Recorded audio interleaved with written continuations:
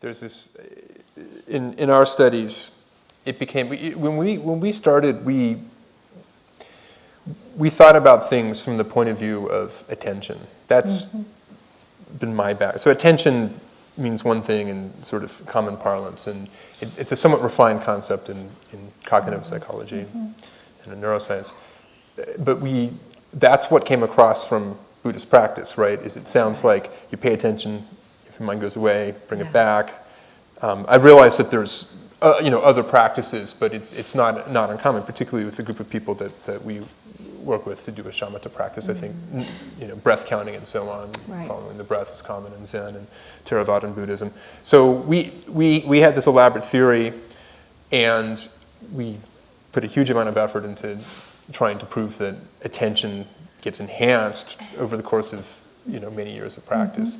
And we sort of failed, actually, which is kind of interesting. But what we did sort of intuit, and what we've hopefully one of these days we're going to publish work studying more on what I'd call the affective plane. So there's the attentional plane, and then there's sort of an emotional plane.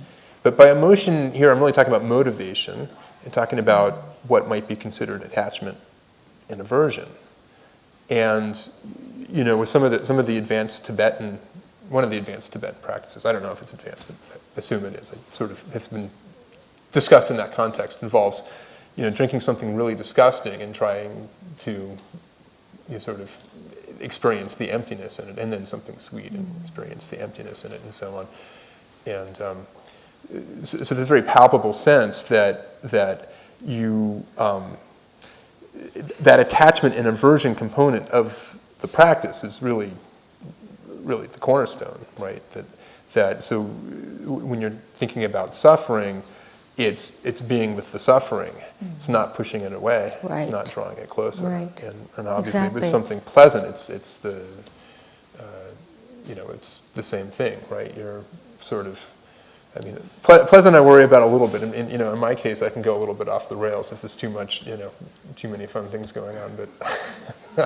But but there is a sense that if you're in the environment and you're a well-developed practitioner, you simply are with the pleasant experiences, and they're just like the unpleasant ones, or just like maybe at one level of mind, but another level. I don't know.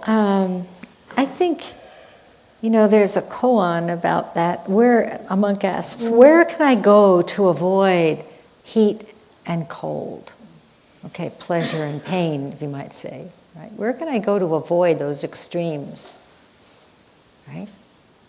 We may all feel that way. Mm-hmm. And to compress the koan, when hot, sweat. When cold, shiver. Okay, so when you're having pleasant experience, just be pleasant. What's wrong with that? When you're having miserable experience, okay, just misery. But everything changes. To know that there's impermanence, you don't get stuck. Mm-hmm. Right? Most important. When we pay attention, we notice nothing stays the same. Not a single one of us is the same as when we entered this room. So then you can say, oh, pleasure, okay. Oh, fantastic, I want to hold on to this forever, but guess what? It's already gone.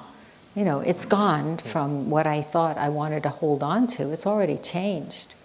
Aversion, something I hate, disgusting. But what is that? Already gone. So to see the emptiness of every phenomenon, and to see, therefore, its impermanence, really corrects that clinging and aversion.